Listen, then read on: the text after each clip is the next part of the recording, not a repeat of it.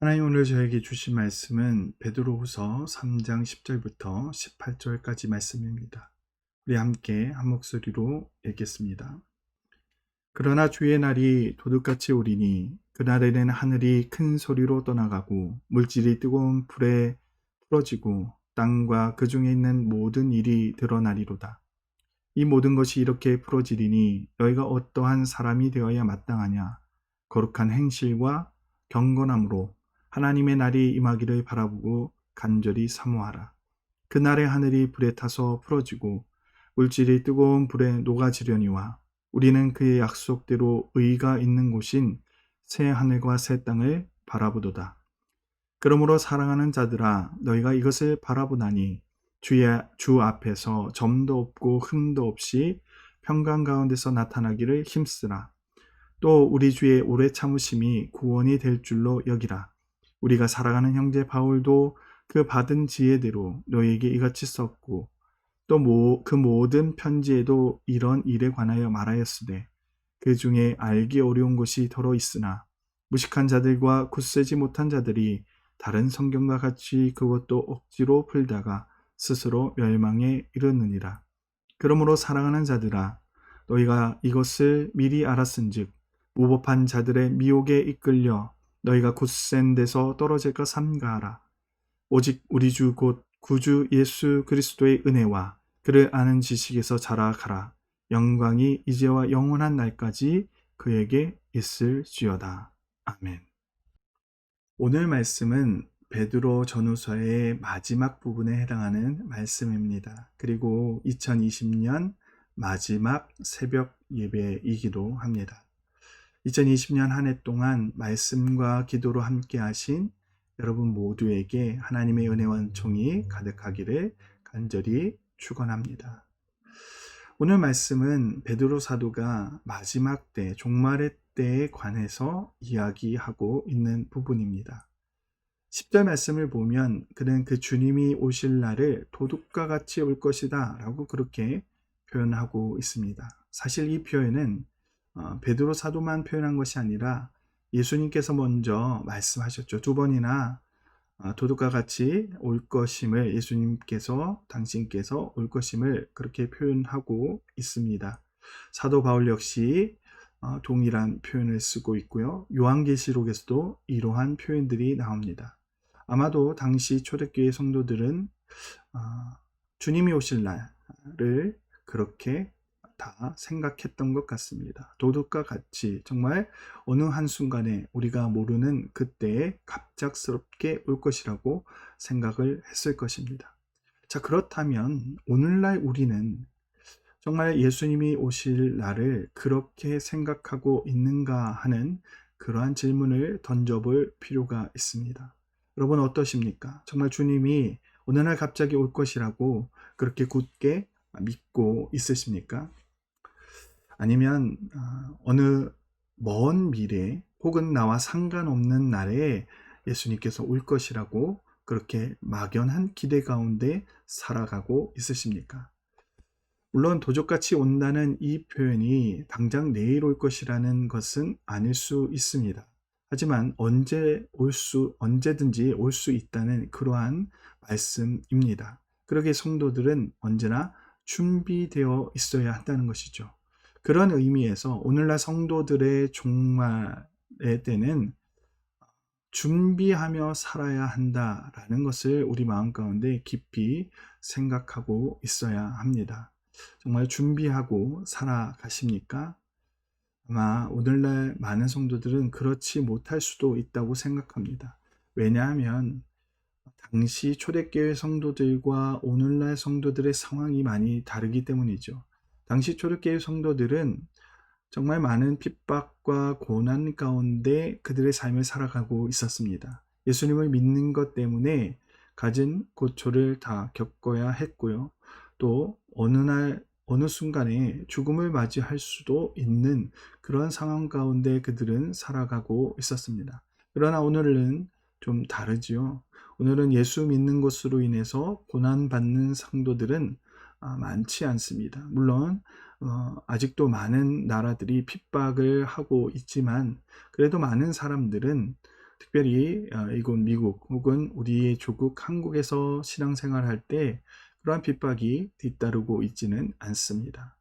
그러기에 우리는 이 종말의 때를 먼 미래라고 생각하며 살아갈 때가 참 많은 것 같습니다. 그런데 중요한 것은 먼 미래라는 그러한 개념보다 준비해야 한다는 그 개념이 더 중요한 것 같습니다. 언제 주님께서 오실지 모르기 때문에 우리는 준비되어져야 한다는 것이죠. 그런 의미에서 베드로 사도는 4가지 조건을 이야기하고 있습니다. 예수님의 때, 예수님이 오실 그 때를 기다리는 사람들이 가져야 할 4가지 어떤 행동의 포인트들을 이야기하고 있습니다. 그 첫 번째는 거룩한 행동입니다. 이 거룩이란 단어는 구별되다라는 의미죠. 즉 구별된 행동을 해야 한다는 것입니다. 예수님의 때를 기다리는 사람, 곧 성도들은 구별된 삶을 살아야 한다는 것입니다. 예를 들어 예수 그리스도를 믿는 그러한 빵을 만드는 사람이 있다면 예수님을 믿지 않는 빵을 만드는 사람과는 다른 모습을 보여야 한다는 거죠.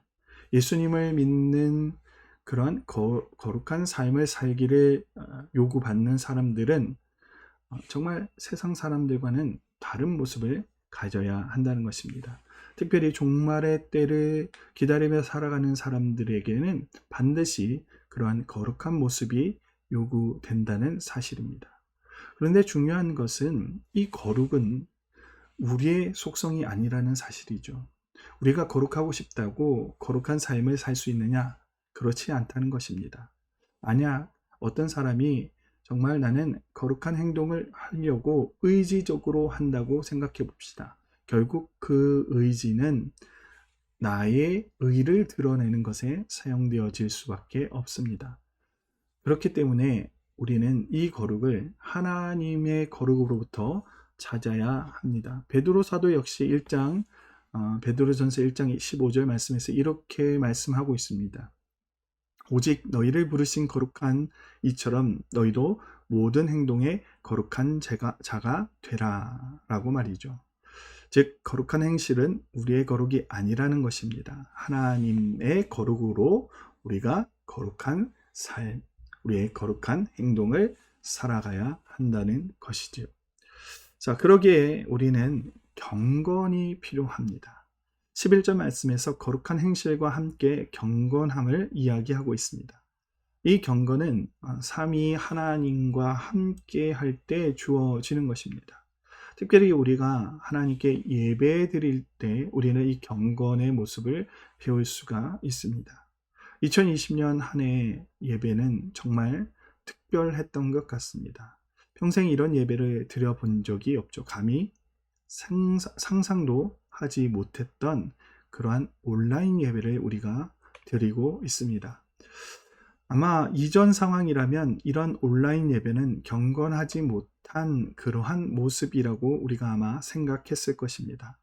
우리의 편의를 위해서 온라인으로 하나님께 예배를 드리는 것은 경건치 못한 행동이라고 분명히 생각해왔습니다.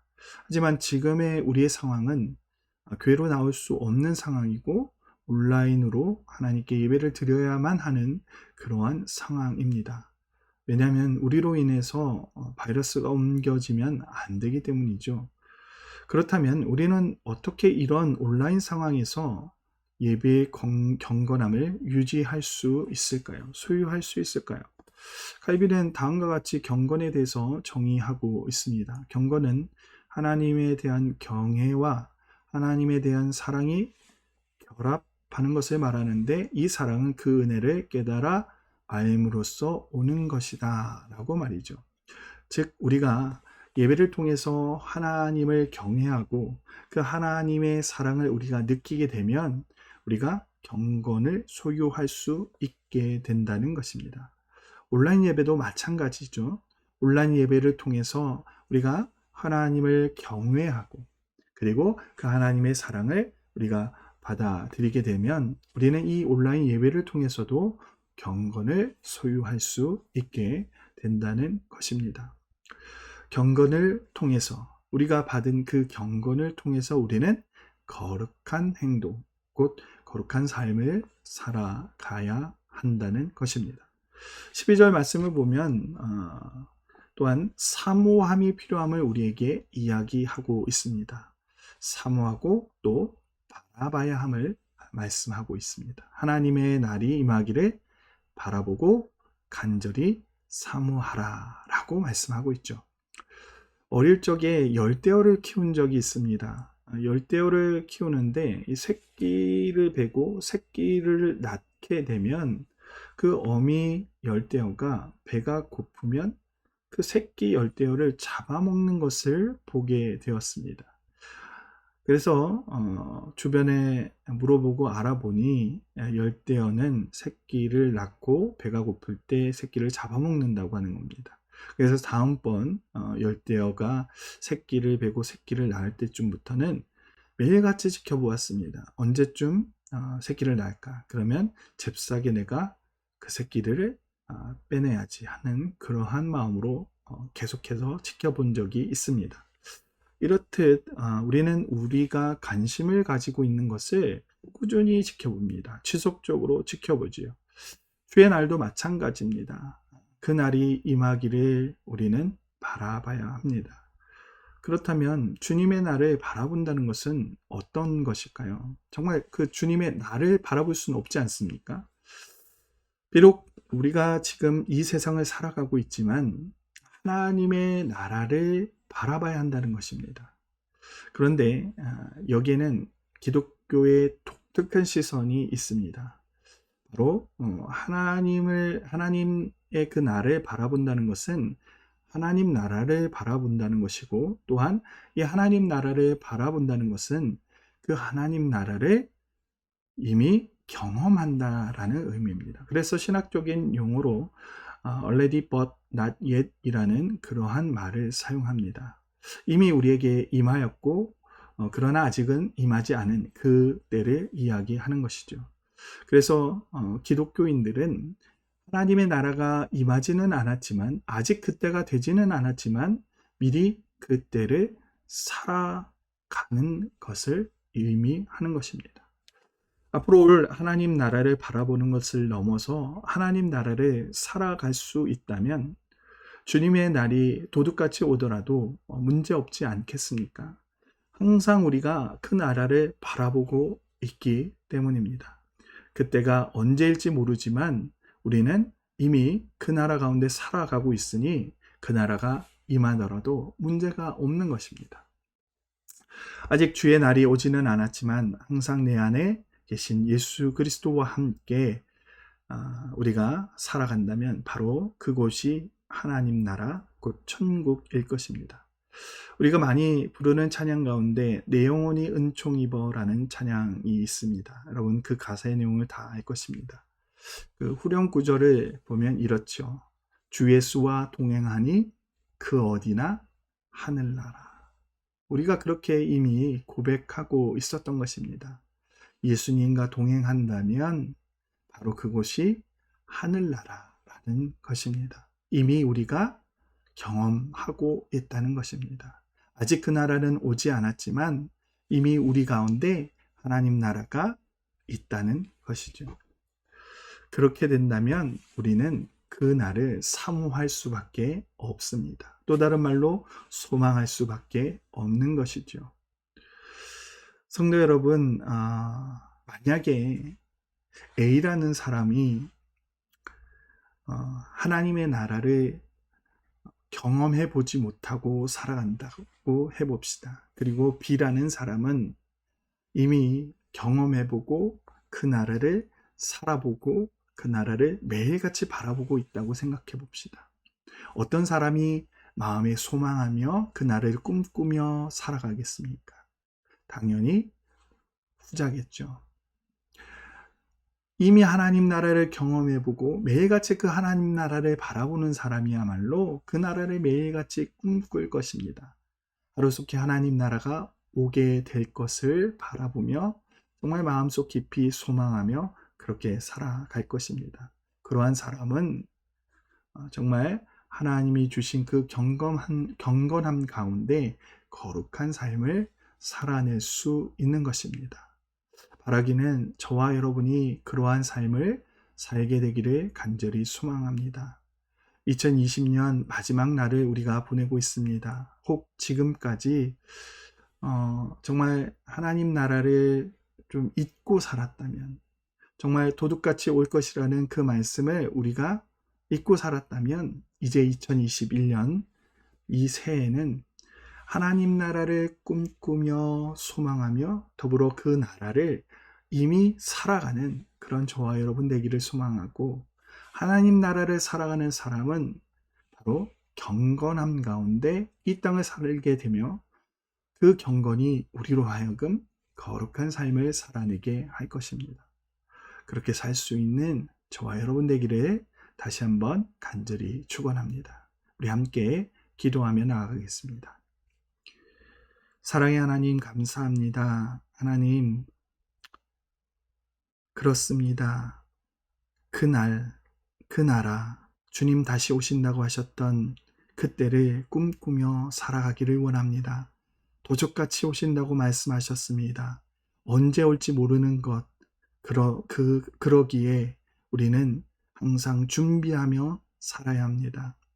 그날을 준비하는 사람을 베드로 사도는 거룩한 행동과 경건함, 그리고 그날을 바라보며 소망하며 살아가는 사람이라고 이야기하고 있습니다. 하나님, 우리가 그렇게 살아갈 수 있도록 주님 우리 가운데 함께하여 주시옵소서. 하나님, 올 한 해 정말 함께 하신 그 하나님을 찬양하며 그 하나님의 은혜 가운데 살아왔음을 다시 한번 고백합니다. 주님, 우리 만날 모든 성도들 주께서 지켜주시고, 특별히 아픈 가운데 있는 이들이 있습니다. 하나님, 하나님께서 능력의 오른손으로 그들을 품어 주시옵소서. 오직 주님을 바라보며 주님을 소망하며 살아가게 하옵소서. 감사합니다. 예수 그리스도의 이름으로 기도드립니다.